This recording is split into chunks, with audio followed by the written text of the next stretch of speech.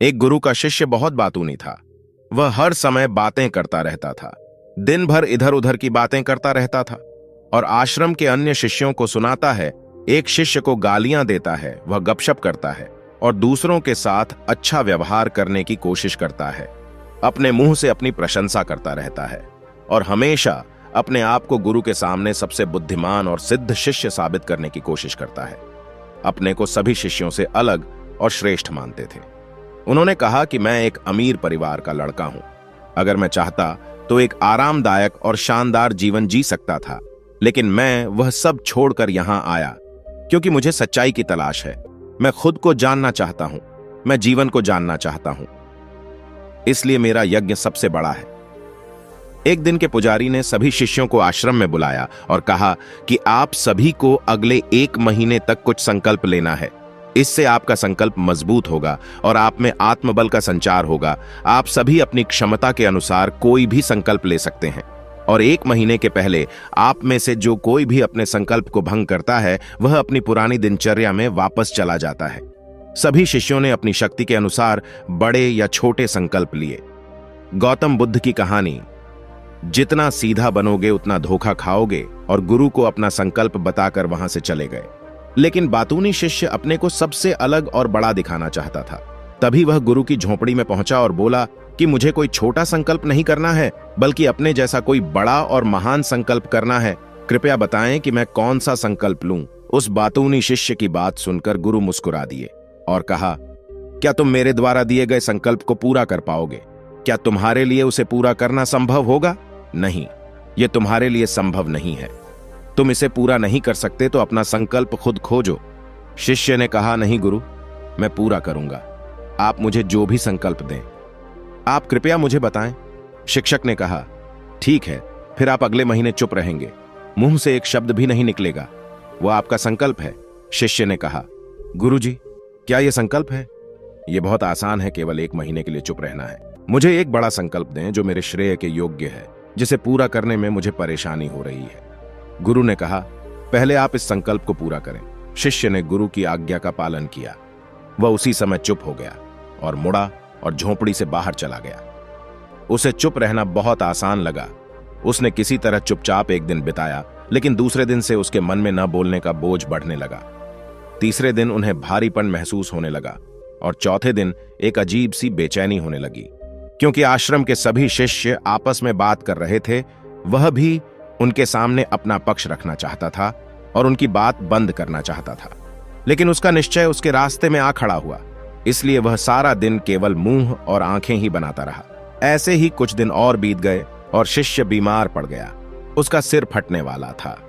खाने पीने का भी मन नहीं करता था।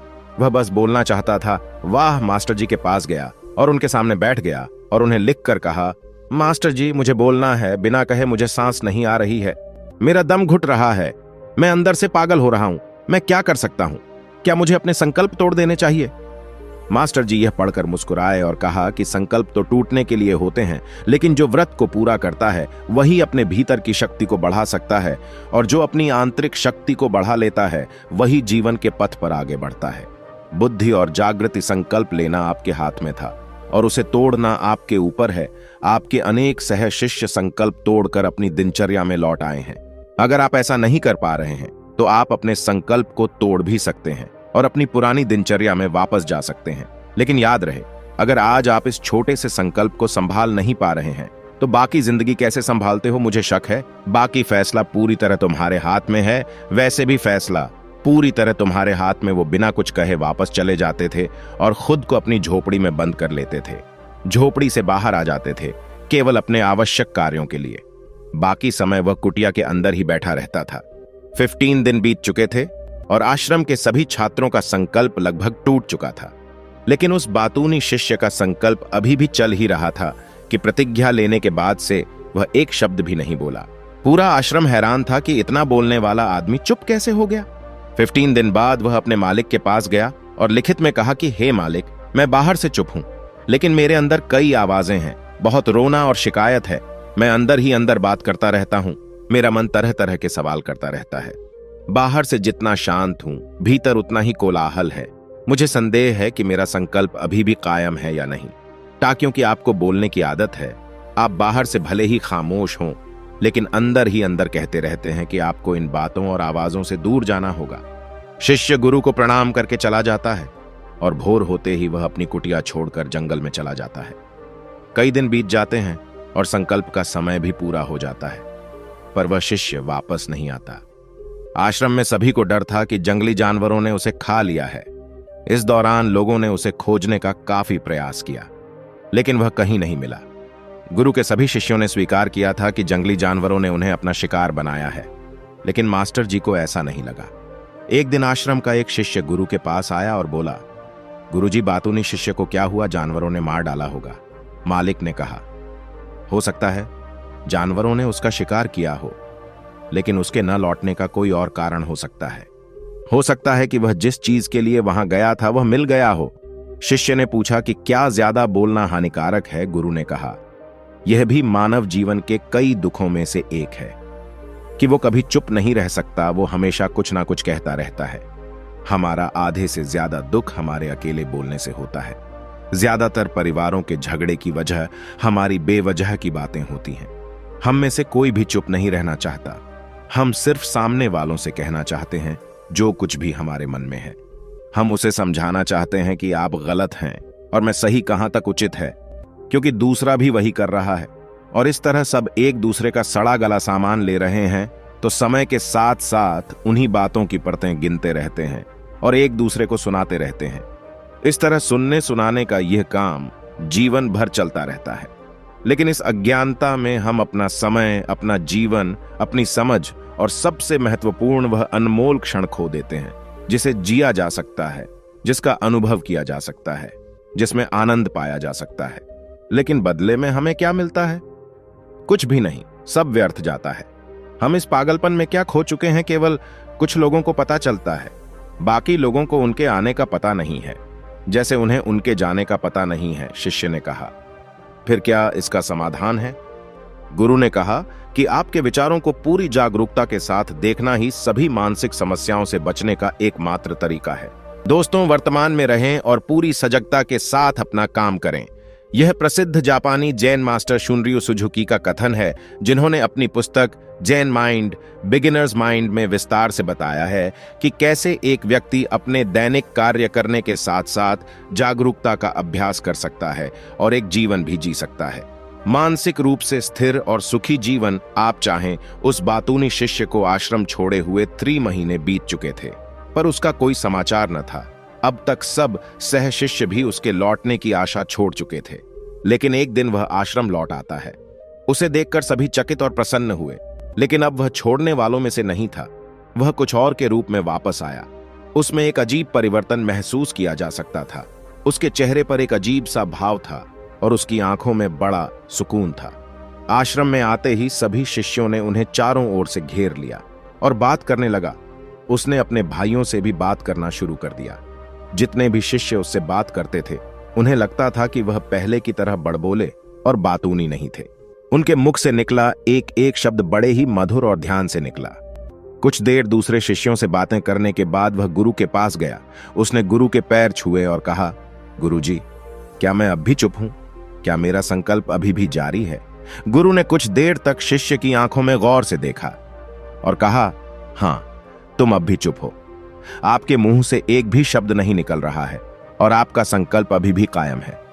इसलिए मैं और गहरे जंगल में चला गया। हो में पे कि मुझे वहां शांति मिलेगी और मेरे मन में चहकना कम हो जाएगा। लेकिन मैं जितना एकांत में गया, मेरे अंदर की आवाज तेज होती गई। मुझे अपने अंदर की पुरानी आवाजें सुनाई देने लगीं। तब मुझे एहसास हुआ कि मैं कितना गलत था जब मैं बुरा कहता था अपने परिवार के सदस्यों, दोस्तों और सहशिष्यों को बातें।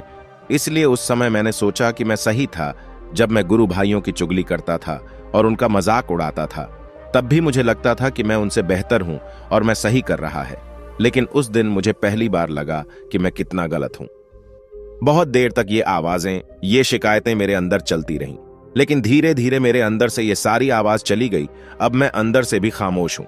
उस घने जंगल में बाहर से बोलने वाला कोई नहीं था और भीतर कोई आवाज नहीं बची थी। उस दिन पहली बार मुझे मौन का सही अर्थ समझ में आया। कितनी शांति थी मेरे आसपास, हालांकि अभी भी कुछ आवाजें थीं जो पहले आती थीं, लेकिन मैं उन्हें नहीं सुन सकता था। लेकिन अब मैं उन सभी आवाजों को स्पष्ट रूप से सुन सकता था, जो हवा की आवाज, पक्षियों के चहकने की आवाज, बहते पानी की आवाज, भौरों की गुनगुनाहट की आवाज। मैंने पहली बार पूरे होश में सुनी। मैंने अपने आसपास इतनी शांति कभी महसूस नहीं की। आज पहली बार है जब मैंने शांति भंग करने के लिए अपने मुंह से एक शब्द निकाला है। मैं चिल्लाया हूं, हे भगवान, यह किस प्रकार की शांति है? सब कुछ इतना शांत क्यों है? क्या हुआ? लेकिन मेरे चिल्लाने पर भी कि शांति भंग नहीं हुई। सब कुछ वैसा ही है जैसा बाहर पहले भी सन्नाटा था और अंदर भी। हे मालिक, मैंने अपने गुरु भाइयों से बात की, मैंने आपसे बात की। मैं बोल रहा हूं, मैं चल रहा हूं, मैं सब कुछ देख रहा हूं, लेकिन मैं अंदर से बिल्कुल अकेला हूं। मैं चुप हूं, भीड़ में भी हूं। मैं अकेला हूं और अंदर से अकेला हूं। मैं तब भी अकेला हूं जब मैं अपने आप में शोर मचाना चाहता हूं। अब सब कुछ दिखाई देता है, सब कुछ सुना जाता है। गुरु ने कहा, जब तक बाहर बातें करते रहेंगे, भीतर अशांति होगी। जिस दिन हम अपने भीतर की ओर मुड़ेंगे, तो हमारे मुंह से जो भी निकलेगा, हम शांत रहेंगे। दुनिया में जितनी भी बुराइयां हैं, वे ज्यादातर हमारे बोलने से ही पैदा होती हैं, क्योंकि हम चुप नहीं रहना चाहते। हम जरूरत से ज्यादा बात करते हैं। हम दूसरे व्यक्ति की बात नहीं सुनना चाहते हैं, बल्कि चाहते हैं कि वह बात करना बंद कर दे। हम उसे बताना चाहते हैं कि मैं कौन हूं। हम उसे अपनी सारी क्षमताएं दिखाना चाहते हैं। बस यही हमारे जीवन का उद्देश्य रह जाता है। कभी एक दूसरे को सुनना नहीं चाहते, समझना नहीं चाहते। उन्होंने कभी चुप रहना नहीं सीखा, क्योंकि खामोश रहने से ही वो खुद को छोटा महसूस करते हैं। दुनिया के सारे युद्धों की वजह हमारी ही बोलती है। इसलिए हमें उतना ही बोलना चाहिए जितना जरूरी हो, क्योंकि बेकार की बातें करने से ऊर्जा बर्बाद होती है, और बोलने से हम कभी अंदर की ओर नहीं मुड़ते, क्योंकि वो हमें बाहर की ओर खींचती रहती है। और क्या क्या इस दुनिया के अलावा कोई बाहर है? लेकिन अगर हम अपने भीतर की दुनिया की ओर मुड़ना चाहते हैं, तो इस मुंह को बंद रखना चाहिए। इसलिए जो सभी प्रबुद्ध हो गए हैं, एकांत की ओर भागा, ताकि उन्हें ज्यादा न बोलना पड़े, न ज्यादा सुनना पड़े। वे अकेले रहें और शांत रहें, ताकि वे आसानी से भीतर की यात्रा कर सकें। लेकिन कोई चाहे तो इस दुनिया में रहकर भी एकांत में रह सकता है, शांत रह सकते हैं। लेकिन इसके लिए उन्होंने अपनी ऊर्जा बचाई होगी, जिसे वे व्यर्थ की बातों में बर्बाद कर रहे थे। दोस्तों, इस कहानी की सीख यह है कि व्यर्थ बोलने से आपकी ऊर्जा नष्ट होती है, और ऐसा कहना हमें वापस भीतर नहीं जाने देता, क्योंकि यह हमें बाहर की ओर झुकाए रखता है। और जो अपने भीतर यात्रा करना चाहते हैं, उन्हें अपना मुंह बंद रखना चाहिए। मुझे आशा है कि आपको यह कहानी पसंद आएगी और आपको बहुत कुछ सीखने को मिला होगा। धन्यवाद।